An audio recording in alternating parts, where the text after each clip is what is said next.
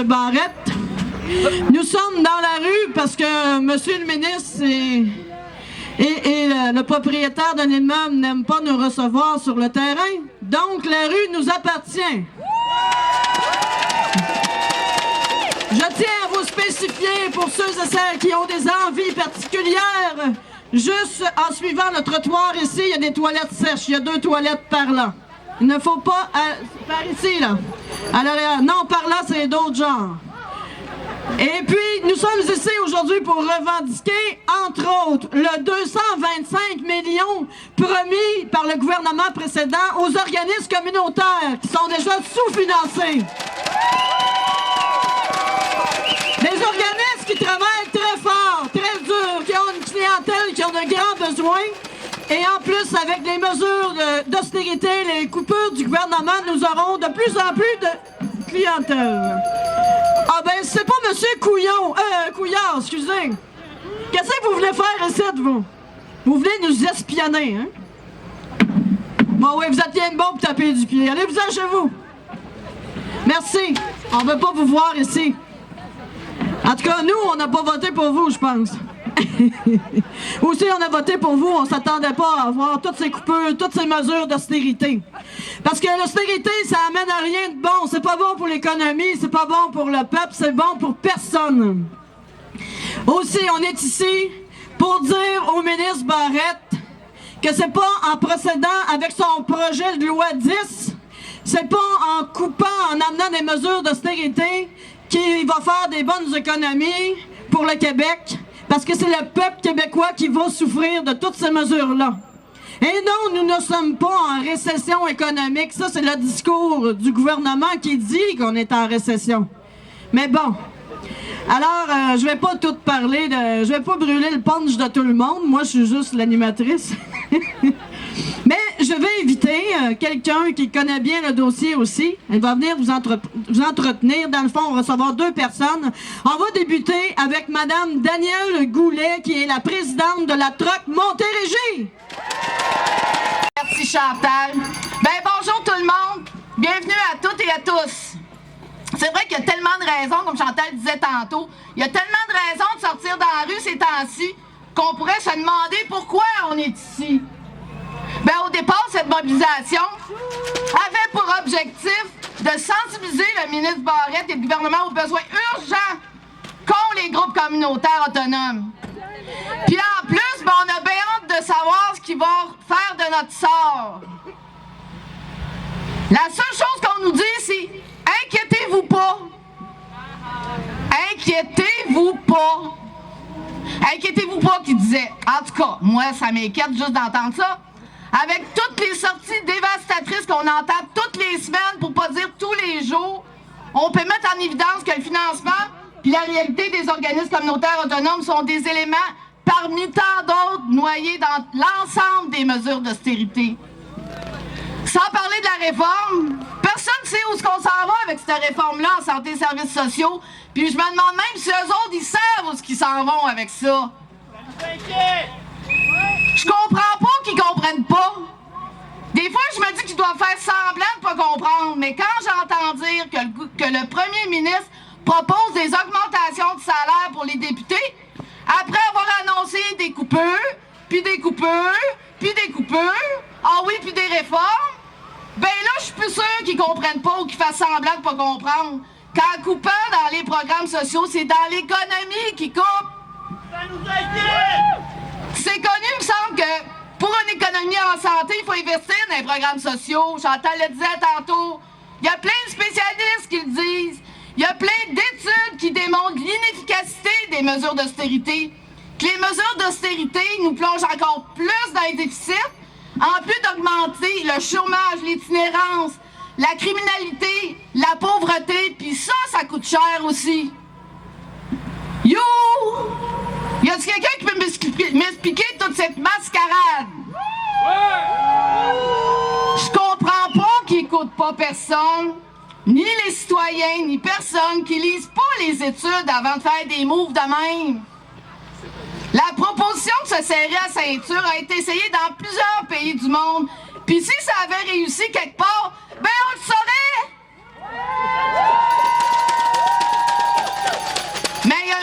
que je comprends, par exemple, c'est qu'ils nous prennent pour des tartes, des nonos, des petites bébites obéissantes. On peut bien porter des masques aujourd'hui, on se sent malade pas à peu près. Puis je dirais bien plus, j'ai tellement honte de notre gouvernement que c'est des sacs à papier qu'on devrait se mettre sur la tête, pas juste des masques d'hôpital. Quand il n'y aura plus de coupures à faire, ben qu'est-ce qu'ils vont faire?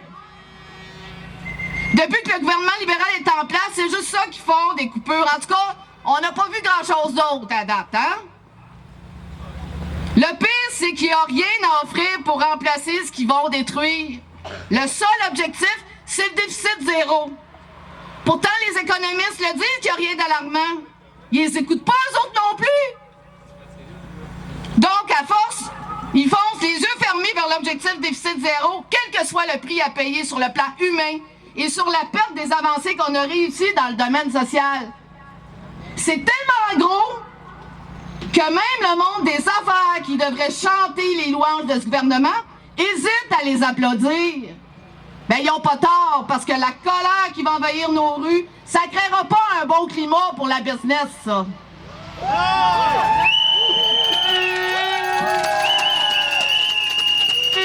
Le gouvernement actuel est un gouvernement dévastateur.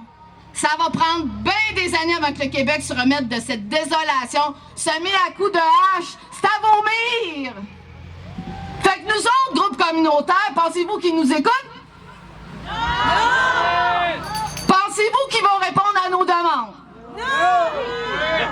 Même le ministre Barrette refuse de nous rencontrer. On n'a même pas le droit de marcher sur leur neige. Fait que ça donne une idée. Fait qu'il refuse même de nous rencontrer. On n'est pas assez important pour lui, je suppose.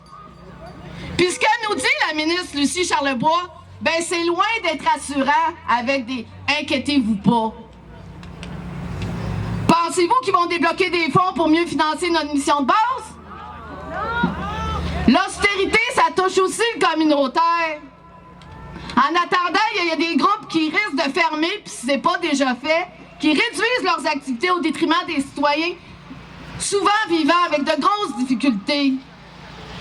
On est ici aujourd'hui pour rappeler au ministre Barrette le rôle primordial des organismes communautaires autonomes. On est-tu des tartes? Non! On est-tu des nonos? Non!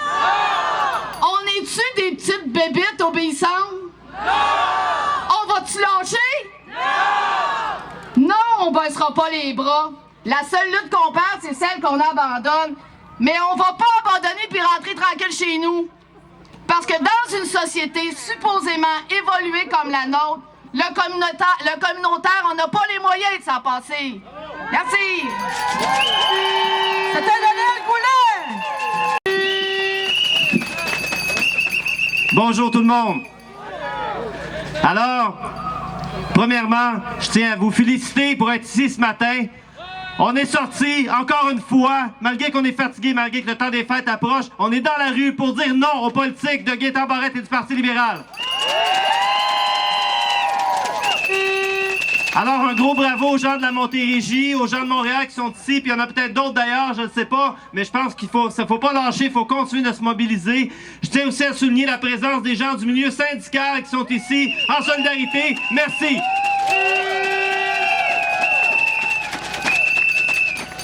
Alors, la campagne Justine communautaire, plus que jamais, on appuie tout ce qui se passe ici. Il faut continuer de nos luttes. On était très actifs depuis 2 ans, vous le savez. On avait fait plusieurs manifestations. On avait obtenu un engagement du Parti québécois. Le gouvernement libéral l'a bafoué. Est-ce que c'est acceptable? Non! Alors, faut pas lâcher. Récemment, le 17, vous avez fait une tournée en autobus. Les gens dans toutes les régions se sont mobilisés. Il y a des centaines de groupes qui ont fermé leurs portes. Le message est clair. Le communautaire, on ne peut pas s'en passer.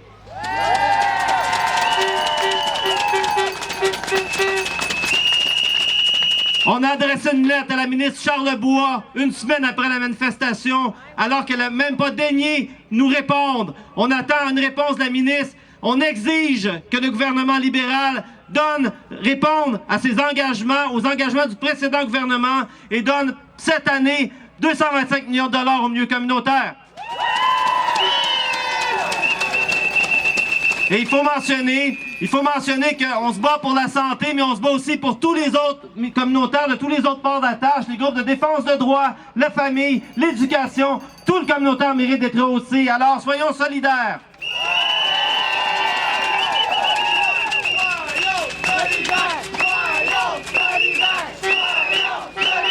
Soyons solidaires! Soyons solidaires! Soyons solidaires! Et la lutte n'est pas finie. Comme je le mentionnais ce matin, les syndicats sont ici. Il y a plusieurs gens avec la Coalition pour la tarification qui préparent un plan d'action ambitieux pour cette année. Vous le savez, il y a d'autres actions qui s'en viennent. On ne peut pas arrêter là. Il faut continuer de mettre de la pression. Le gouvernement a reculé hier sur une des mesures, les subventions à la vulgarisation scientifique. Il faut continuer de mettre de la pression. Cet hiver, il y aura une semaine d'action dérangeante partout au Québec. Et on s'enligne vers une grève sociale pour le 1er mai.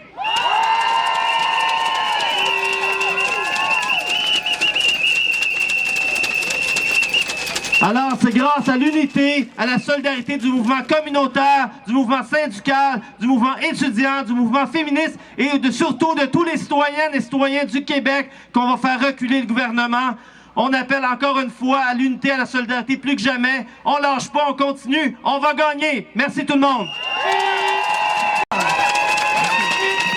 Vous avez compris, Monsieur Couillard, là, vous irez répéter ça à Monsieur Barrette, tout ce qu'on se dit ici aujourd'hui, là. Hein? Vous ne serez pas venu pour rien, au moins vous allez servir à quelque chose pour une fois. Êtes-vous en forme? Vous êtes d'attaque pour continuer de combattre le gouvernement dans ses coupures et son austérité?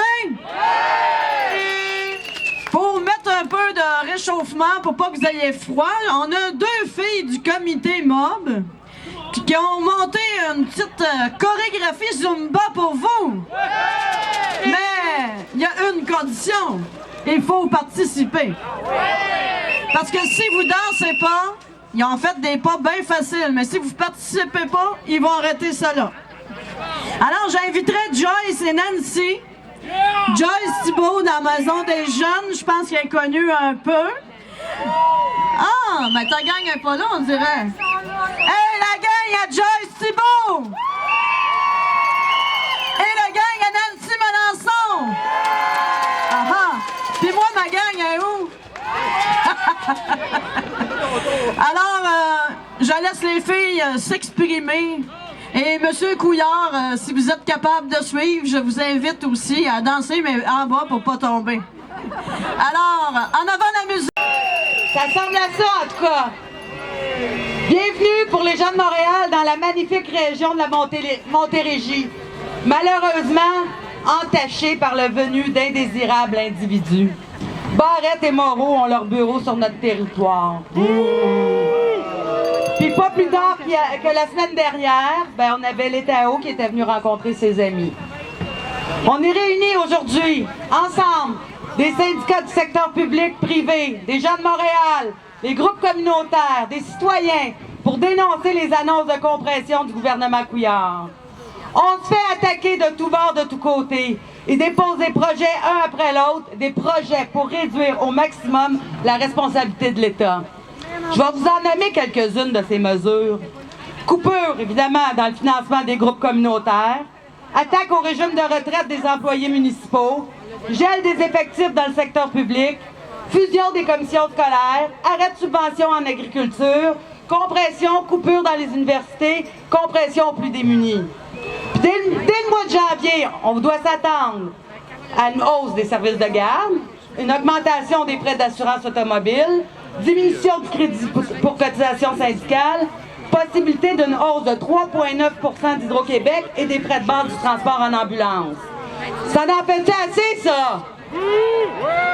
Puis si on parlait un peu du projet de loi 10, qui est toujours sur la table, malgré l'opposition majeure et généralisée de plusieurs, on retrouve quoi dans ce projet de loi? Rien pour améliorer l'accessibilité aux soins de service, rien pour améliorer l'accès à un médecin de famille, rien pour diminuer les listes d'attente. Mais beaucoup de place au privé, beaucoup de pouvoir aux ministres. Le Parti libéral du Québec ne recule devant aucune mauvaise décision. Elles sont prises sans aucune consultation et sans penser aux conséquences de celle-ci. Au lieu de décréter une hausse d'impôts, mesure plus équitable, il donne des gros coups de marteau à nos programmes sociaux. Son incapacité à trouver des solutions équitables va nous amener à un déficit social. Ça, c'est certain. Allons-nous permettre au gouvernement d'effacer près de 50 ans de lutte? Allons-nous permettre ça? Non! Il coupe, il réduit, il compresse, c'est juste ça qu'il sait faire. Ça se peut que le gouvernement parvienne à ses fins, qu'ils passent leur loi à coup de force. Ben, on vous avise aujourd'hui, M. Couillard. On vous avise, les ministres, Charbonneau, Moreau, Bolduc, Coiteux et Barrette, que nous sommes contre ces politiques inéquitables, insensées et abusives. On vous avise que si vous allez de l'avant avec ces mesures, on sera sur votre chemin.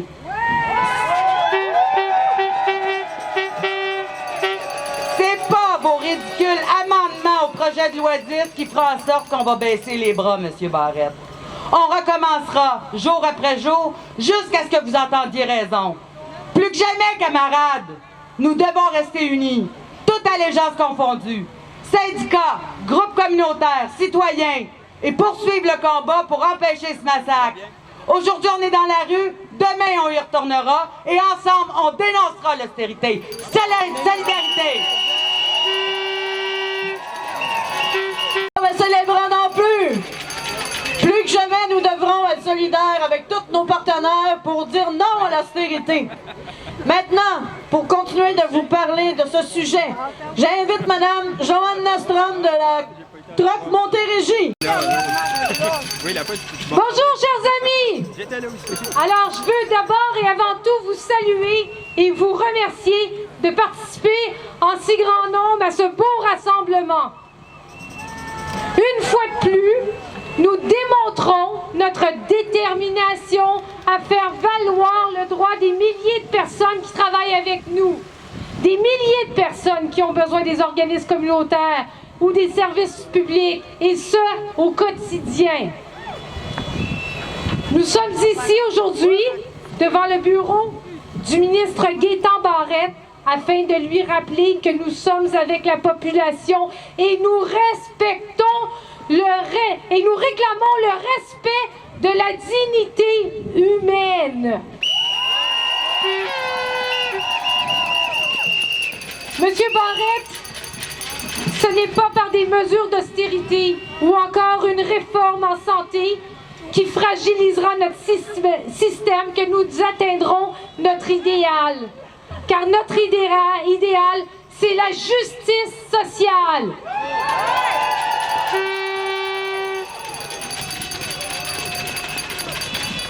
Les mesures d'austérité qui touchent la classe moyenne, la classe des plus pauvres, il faut penser aux hausses des tarifs d'électricité, il faut penser aux coupures dans les écoles, l'augmentation du coût des services publics, on en a assez.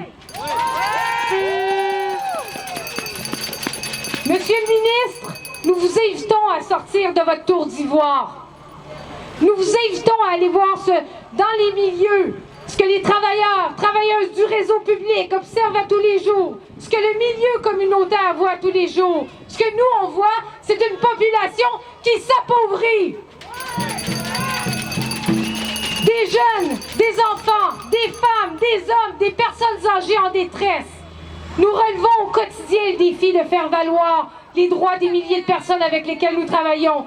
Nous réclamons, Monsieur le ministre, une société juste et nous rejetons les discours économiques qui privilégient une classe sociale au détriment de nos communautés et qui met en péril l'avenir de nos enfants.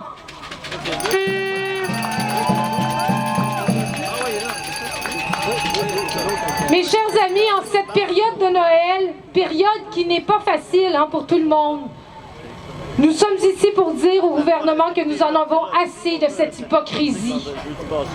Des moyens financiers au Québec, nous en avons, mais il s'agit de bien les partager et de cesser de privilégier l'élite économique. L'évasion fiscale, les subventions aux grosses entreprises, la corruption, nous en avons assez. Les ententes entre les amis du parti, nous en avons assez.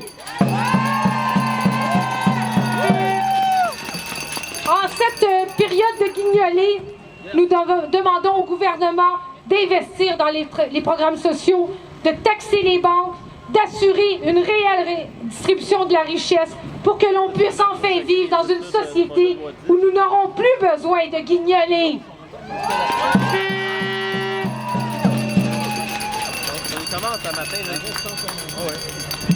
On s'entend, la guignolée dans une société comme la nôtre, c'est indécent. C'est indécent, puis c'est juste c'est la preuve d'une concentration de la richesse et une mauvaise distribution de la richesse. En terminant, je veux vous dire que je suis une fois de plus convaincue de notre détermination. Nous étions ici le 17 novembre dernier.